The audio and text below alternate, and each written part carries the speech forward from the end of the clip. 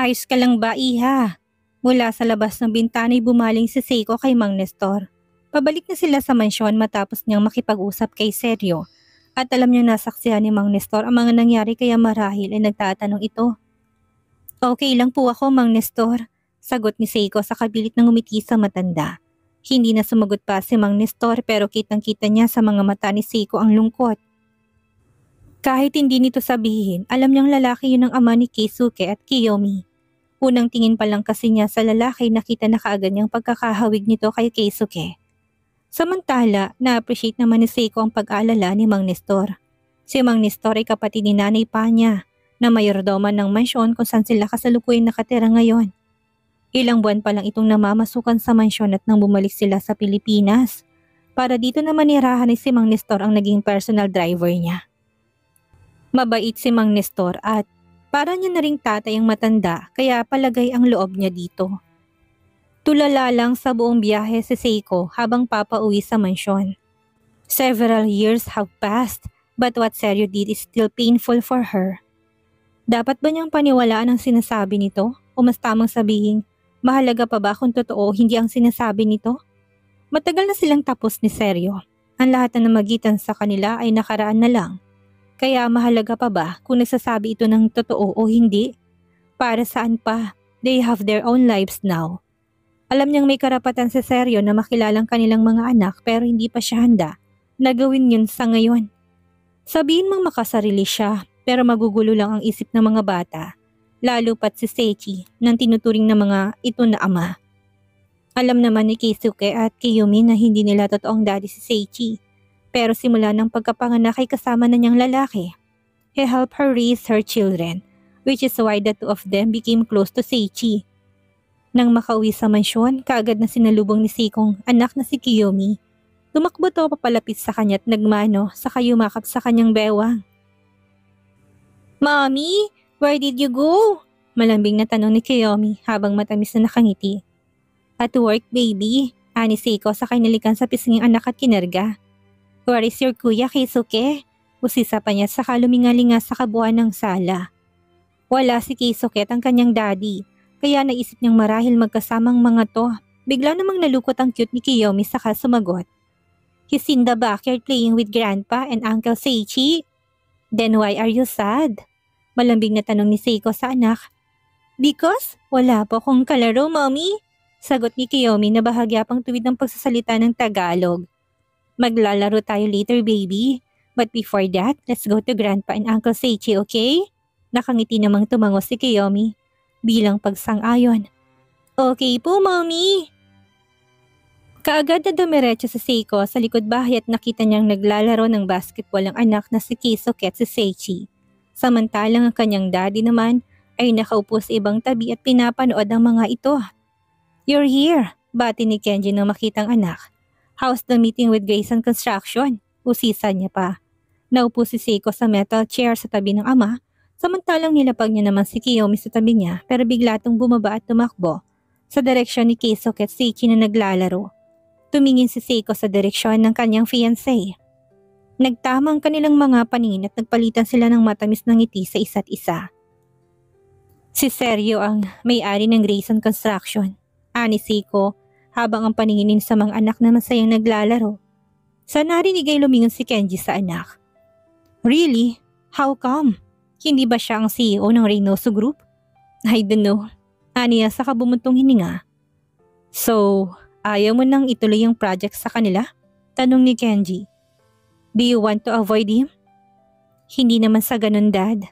Aside from Reynoso and Valdez Corporation, Grayson Construction is one of the best companies in the country. Then bakit nagdadalawang isip ka? Natatakot kang bumalik ang feelings mo sa kanya? Panghuli ni Kenji sa anak. Hindi man ito sabihin, ramdam ni Kenji na kahit sa tinagal-tagal ng panahon, ang lumipas sa natitira pa rin pagmamahal sa puso ng kanyang anak para kay Seryo Reynoso. Siya bilang ama, kung saan masayang kanyang anak at mga apo ay doon siya. Hindi niya pipilitin si Seiko na makipag-ayos kay Seryo Reynoso kung ayaw nito. He respects his daughter's decision and will support whatever she wants. No, it's not like that, Dad. Na-confused lang ako dahil humingi siya ng sorry sa akin at sinabi ang reason kung bakit nangyari yon. Will I believe him and forgive him? What if he takes my children away from me? It's up to you whether you believe him. You feel it if he's telling the truth. After all, it's been 8 years and maybe it's time for you to mend the rift between the two of you. Payo ni Kenji sa naguguluhang anak. And if you're worried that he might take my grandchildren away from you, your brothers and I will never let that happen, Iha. Dagdag pa ni Kenji sa seryosong tinig. Kung noon hindi namin siya pinakialaman, baka ngayon siya makakatikim ng sakit ng katawan. Napangiti si Seiko sa narinig. Thanks, Dad. You're the best. Gumanti naman ng ngiti si Kenji sabalit na mapatingin kay Sechi na kasalukuyang kalaro ng dalawang batay may naalala siya. Iha, nasabi mo na ba ito kay Sechi? May karapatan siyang malaman ang pinag-uusapan ninyo. Bumuntong hininga si Seiko. Yun pang ang isa sa mga iniisip niya. Mabait si Sechi at alam niya na maintindihan nito ang lahat pero bakit wala pa siyang ginagawa ay nakakaramdam na siya ng konsensya.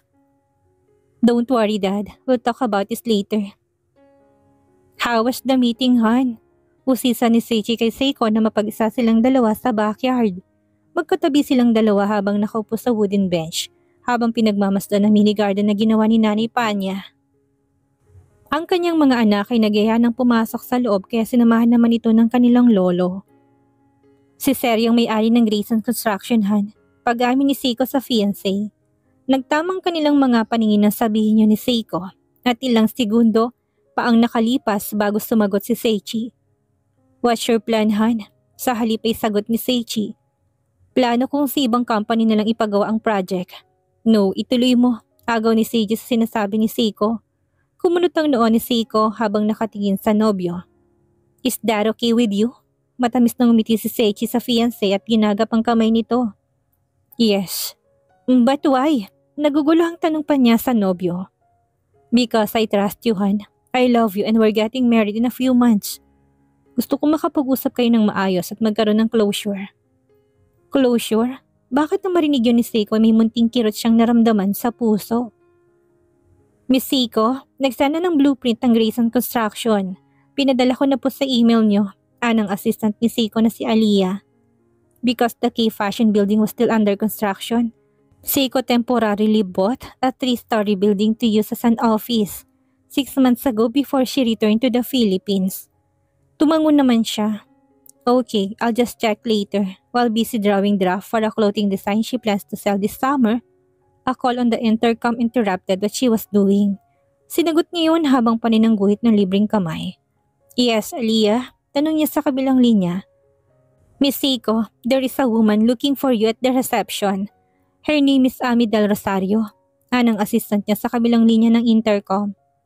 Otomatikong naihinto ni Seiko ang ginagawa nang marinig ang pangalan ng best friend. Kumabog ang kanyang dibdib dahil hindi magandang kutob niya ng mga oras na yon. Balak niya na talagang puntahan ng best friend pero dahil nagkasunod-sunod ang mga important meetings mula sa mga kliyente, kaya hindi kaagad niya nagawa ang plano. Papasukin mo, Aliyah, aniya sa assistant at matapos noon ay pinatay na niya ang tawag. Inayos niya ang gamit na nagkalat sa kanyang desk at saka hinintay na dumating ang kaibigan. Yun ang unang pagkikita nila ni Ami matapos ang 8 years. Pero kahit na ganon, hindi naputol ang communication nilang magkaibigan. Once a month, nag-uusap sila nito at nagkakwentuhan sa video call. Alam ni Ami kung nasan siya at kung anong ginagawa niya, pero sinabihan niya ang best friend na huwag ipaalam kay Seryo ang lahat. At mukhang sinunod naman ito ang pakiusap niya dahil hindi nagkaroon ng idea si Seryo kung nasan siya. Miss na niya si Ami at alam niyang may kasalanan siya dito dahil basta na lang siyang nawala at hindi nagsabi kung saan nagpunta. Ilang sandali pa ay may kumatok sa pinto ng opisina at narinig niyang nagsalita. Mula sa labas noon ng assistant niyang si Aliyah. Miss Seiko, nandito na po si Miss Del Rosario, anang Aliyah. Come in. Turo naman niya saka tumayo sa swivel chair at sinalubong ang kaibigan. Maya-maya pa'y sumungaw mula si Ami at ganun na lang ang tawa na kaibigan na makita siya. Camille! Bulalas ni Ami saka tumakbo papalapit sa kanya at yumakap. Bruh, naluluhang sabi ni Seiko sa kayumakap ng mahigpit sa kaibigan. Miss na kita bruh, ang tagal mong bumisita kaya ako nang dumalaw sa'yo. Ba kasi nakalimutan mo na ako eh. Umiiyak na tura ni Ami. Imposibleng makalimutan kita. Busy lang talaga ako kaya hindi ka agad mapuntahan. May ilang minuto rin bago nagbitiw ng yakap ang dalawa at doon lang lubusan na pagmasdan ni Seiko ang kaibigan. Maganda pa rin naman ito pero may napansin siyang kakaiba sa babae. Nangingitim ang eyebags nito at namayat ang katawan na para bang may pinagdadaanan to ng mga sandaling iyon. Bra, are you okay? Bakit namayat ka? Nag-aalalang tanong ni Seiko sa kanilang babae paupo sa three-seater sofang naroon. Hindi sumagot si Ami. Sa halip ang paghikbi nito kanina nung yumakap to sa kanya'y naging hagulhol. Doon niya napatunayang tama nga ang kanyang hinala. May mabigat na pinagdadaanan si Ami na hindi nito sinasabi sa kanya. Marahang hinaplos-haplos ni Seiko ang likod ng best friend at tinayaan lang niya itong umiyak ng umiyak. Hanggang sa unti-unting kumalma si Ami at nagangat ng tingin na hilam ng luhang mga mata. Camille, tulungan mo ko. Bakit? Anong nangyari bra? Tell me. Si Harold Badjaras? Harold Badjaras? Kung hindi nagkakamali si Seiko, yun ang tiyuhin ng walang hiyang si Benedicto na minsan ay nakaharap nila ni Ami sa isang mall. Why? Anong ginawa ni Harold Badjaras sa'yo? Nag-aalalang tanong ni Seiko. Kilalang kilala niya mga Badjaras. Hindi gagawa ng magandang mga to kaya nakakasigurado siyang may ginawang kahayupan ang lalaki yun sa kanyang kaibigan. Ikinalma ni Ami ang sarili sa kasinimulang magkwento kung anong kaugnayan niya sa lalaking yun. Bago pa lang ako sa Manila, nakilala ko si Henry Badjaras sa isang mall. Habang nag-a-apply ako ng trabaho, nagpakilala siya sa akin. Ang sabi ng hayop na yun, bibigyan niya ako ng trabaho pero dinala niya ako sa kondo niya at pinagsamantalahan. Nanigas ang likod ni Seiko nang marinig yon. Hindi niya lubos maisip na sa kabila ng masayahing ngiti ni Ami ay may mabigat tong dinadala. Hindi ako makapagsumbong dahil sinabi niyang malakas ang impluwensya niya. Kayang-kaya niya raw akong ipapatay pati ng pamilya ko. Kaya sa takot ko, sumunod ako sa gusto niya. Naging sex slave niya ako sa loob ng maraming taon. Siya rin ang may dahilan kung bakit kami nagkahiwalay ni Jake. Ipinagkalat niya sa mga kakilala ko at kaibigan ng lahat. Hanggang ngayon, ayaw niya akong tigilan, Camille. Sinabi niya kapag sinubukan kong tumakas sa poder niya, papatayin niyang pamilya ko. Nang marinig yun ay biglang nanumbalik sa isipan ni Seiko ang mga pinagdaanan niya. Mula sa kamay ni Benedicto hanggang kay Elias. Hindi niya nasabing bagay na yun kay Ami. Nilihim niya yun dito pero hindi niya akalaing halos pareho lang pala sila ng pinagdadaanan nito. Bakit ngayon mo lang ito sinabi sa akin, Ami? Lagi tayong magkausap sa video call. Ang saya-saya mo pa. Yun pala ay may mabigat lang na pinagdadaanan. Ani Seiko na muling naiyak at iyakap ang best friend. Muling humagulhol si Ami ng mga sandaling yon sa kagumanti ng yakap sa kaibigan. Nahihiya kasi ako sa'yo. Sa kamaganda ng buhay mo at kasama mo ng totoo mong pamilya. Kaya bakit sasabihin ko pa sa'yo, bra? Don't worry, magaling na lawyer si Sechi. Siya nga hawak ng kaso mo. Tutulungan kita, bra. Ipapakulong natin ang hayop na yun. Nanggagalaiting litanya ni Seiko. Maraming salamat, Camille. Maraming salamat talaga. Paulit-ulit na saad ni Ami habang patuloy ang pag-iyak. We're best friends kaya hindi kita pababayaan, bra. Gagawin ko lahat para mabulok sa kulungan ng Henry Badjaras na yon. Dahil sa kagustuhan na maprotektahan ng kaibigan, nag-decide si Seiko na sa mansyon ng mga Inoue patuloyin si Ami kahit na ayaw nito. Malaki naman ang kanilang mansyon at maraming bakanting kwarto kaya nagpasya siyang doon na patirahin ng kanyang kaibigan. Huwag kang mahihiya. You're like a sisters to me, bra. Ani Seiko. Sinamahan niya si Ami na magtungo sa isa sa mga guest rooms sa mansyon. Maraming salamat, Camille. Hindi ko alam kung paano kita mapapasalamatan. Nakangiting saad naman ni Ami. Siya nga pala, nagkita na kayo ni Seryo? Maya-may tanong pa ni Ami. Yup. So, alam mo nang nangyari sa kanya noong umalis ka? Kumunot ang noo ni Seiko sa narinig. Bakit? Ano bang nangyari sa kanya? Umiling-iling si Ami sa isinagot ng kaibigan. Kung ganon, hindi mo siya binigyan ng chance na makapag-explain, no? Tama? Tumango si Seiko bilang sagot. Hindi niya maintindihan kung bakit bigla siyang kinabahan ng mga sandaling iyon. Hindi ka ba nagtataka kung bakit Grayson ang surname niya at kung bakit iba ng kumpanyang pagmamay-ari niya? Why? What happened to him? Nag-resign siya bilang CEO ng Reynoso Group. At nagpalit ng surname ng mami niya. Pilit kasi siyang pinakasal sa bruhang si Ursula Valdez habang unconscious siya sa ospital. Naging kritikal ang buhay niya dahil 3 beses siyang nasaksak nung gabing hinahanap ka niya. Hindi makatulog si Seiko ng gabing iyon dahil sa halo-halong isipin na bumabagabag sa kanya. Lumalabas na nagsasabi ng totoo si Seryo ng araw na magkausap sila. Pero para saan pang nalaman niyang totoo, the relationship they had ended 8 years ago and the only thing that connects them is their children. Oras na kaya para makipag-ayos siya kay Seryo? Na tulad ng sinabi ni Seichi, kailangan niya makipag-usap para tuluyan ng tapusin ng lahat at na magkaroon na sila ng closure. Mahabang sandaling nakatingin lang si Seiko sa kisame nang may bigla siyang maalala. Marahan siyang bumangon sa kama dahil ng gabing iyon ay sa kwarto niya natulog ang kambal. May sarili namang kwartong mga to pero minsan ay gusto ng mga ito na tumabi sa kanyang pagtulog. Kinuha ni Seiko ang laptop at inopen ang file ng blueprint ng building na ipinadala sa kanya ni Seryo kaninang umaga. Nang makitang design ay napangiti siya sa sarili. He knew Seryo was good at that kind of thing but he still couldn't help but admire the man. No wonder he was able to build his own company because of his own strategy and hard work. Hindi rin niya akalain na nagkaroon na ito ng lakas ng loob na sulungatin ang gusto ng daddy nito. Before he had always obeyed his father even when it was against his will. But this time, tila nagkaroon na to ng sariling paninindigan sa buhay. At natutuwa naman siya para kay Seryo dahil doon. Maya-maya pa'y nakabuo ng pasya si Camille. Bukas ikakausapin niyang lalaki. Tutal ay malapit na siyang ikasal at may karapatan naman si Seryo na makilala ng kambal kaya ipapakilala niya na ito sa dalawa. Isa pa, kahit na bali-baliktarin man ang mundo, ito pa rin ang ama ng kanyang anak. Tumayo si Seiko sa kinuhang phone at business card na ibinigay sa kanya ni Seryo. Gamit ang cellphone number na nakalagay doon ay nag-text siya dito. Kahit na madaling araw na.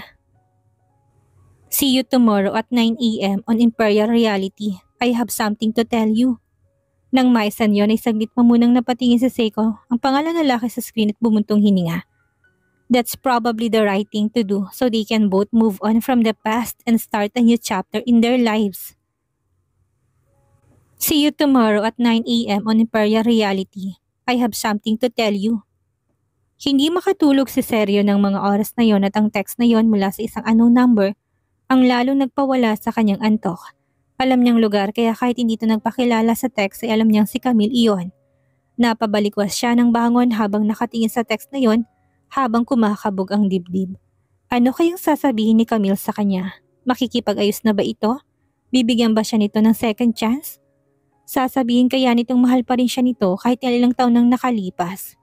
Kasi kung siya ang tatanungin, isang malaking oo ang isasagot niya.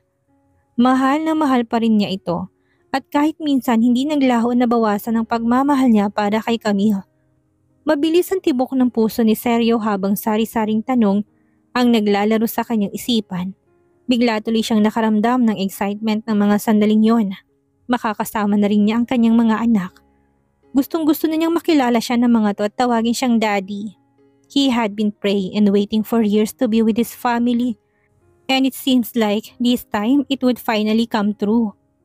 Pinapangako rin niya na alagaan at poprotektahan niya ang kanyang pamilya kahit na maging buhay pa ang kapalit. 8:00 pa lang ay nakabis na si Seiko. Tulog pang kambal kaya hindi niya naginising ang mga to. May personal yaya naman to at kasama ng mga to ang kanilang lolo Kenji. Si Ami naman ay maagang umalis kanina dahil may trabaho pa raw to. Bank teller ang kanyang best friend sa isang kilalang bangko sa Pilipinas. Simpleng white sleeveless jumpsuit ang suot ni Seiko at flat sandals. Naglagay din siya ng light makeup at concealer dahil bahagyang nangingitim ang kanyang eye bag sa puyat. Ako na lang pong magdadrive, Mang Nestor. Kaya ko na po, nakangising ni Seiko. Saka kinuhang susi ng kulay pulang Porsche. Sigurado ka ba, Iha? Tanong pa ni Mang Nestor. Yes po. Tugon pa niya saka tumalikod na pero muli siyang humarap ng may maalala. Mang Nestor, pakisundo na lang po si Kuya Kyoto sa airport mamaya, 11 AM. Kagabi lang nagsabing Kuya Kyoto niya na magbabakasyon dahil namimiss na raw nitong mga pamangkin. Mabilis namang tumango si Mang Nestor. Sige Iha, ako nang bahala. Maraming salamat po. Anang Seiko saka sumakay na ng kotse. Medyo kinakabahan si Seiko dahil makikita at magkakausap silang muli ni Seryo. Pero kailangan niya gawin iyon para pareho na silang matahimik Ayaw na rin kasi niyang paasahin pa si Seryo na magkakaayos pa sila bilang pamilya dahil ikakasal na siya. Halos 1 oras din ang itinagal ng biyahe ni Seiko hanggang sa makarating siya sa Imperial Realty. Ang lugar kung saan niya ipapatayo ang kanyang kumpanya. Nasa isang commercial area yun sa Makati na may marami ng gusaling nakatayo. Ipinarada ni Seiko ang sasakyan sa parking lot ng nabiling lote at bumaba. Subalit sumikto ang kanyang dibdib na makitang nakatayo sa hindi kalayuan si Seryo na matiim ang pagkakatitig sa kanya. Oh God, bakit ba ganitong nararamdaman niya sa tuwing nakikita ang lalaki? Umakto normal lang si Seiko habang naglalakad at pilit inignora ang nararamdaman. At nang tuluyang makalapit at kasawalang ang naging pagbati niya sa lalaki. Hi, ani Seiko sa kabahagyang ngumiti. Hello, ganting bati naman ito. You look stunning today. Papuri pa ng lalaki ikinainit ng kanyang pisngi. She shouldn't feel that way, but why is she blushing at this man's compliment? Thanks, but that's not what I came here for. I want to see your construction plan for my building. Pag-iba ni Seiko ng usapan, sakmang tatalikod na sabalit naligas siya nang pigilan siya ni Seryo sa kanyang pulsuhan. Is this really all you came here for? Kunot noong tanong ni Seryo. Pilit kinalma ni Seiko ang sarili. Total ang plano naman talaga niya ay makausap na ng masinsinan kaya pigil ang emosyong humarap siya sa lalaki. I've learned everything about what happened to you and I want to apologize. Panimula ni Seiko. For what? Nagtatakang tanong ni Seryo sa babae. Hindi niya maintindihan kung bakit ito pang magsasorry samantalang siyang may malaking kasalanan. I'm so grateful to you and I'll never forget everything you have done for me, Seryo. You sacrificed your life several times for me and I will be forever grateful for that. Ano bang sinasabi mo? Putol ni Seryo. Hindi niya gustong naririnig sa kaharap na para bang nagpapaalam na ito sa kanya. Please, makinig ka na muna sa akin, sagot naman ni Seiko. I forgive you for all the mistakes you've made to me, Seryo. Gusto kong matahimik ka na at mag-move on. Shut up, mariing putol ni Seryo sa mga sinasabi ni Camille. Hindi siya tangat alam na niya kung anong gusto nitong mangyari ng mga oras na yon. Puno ng hinanakit siyang humarap kay Camille. Move on? Really? Gusto mo akong mag-move on at kalimutan ka, right? Nailang na wika ni Seryo na para bang pinipiga ang puso. Nagsisisi na ako sa mga nagawa kong kasalanan sa'yo at tanda kong pagbayaran ng lahat ng yun. But please, don't ever tell me to forget you and move on because I can't, Camille. Paano kita makakalimutan kung kahit minsan, sa loob na nakalipas na 8 taon, hindi ka makalimutan ng puso ko?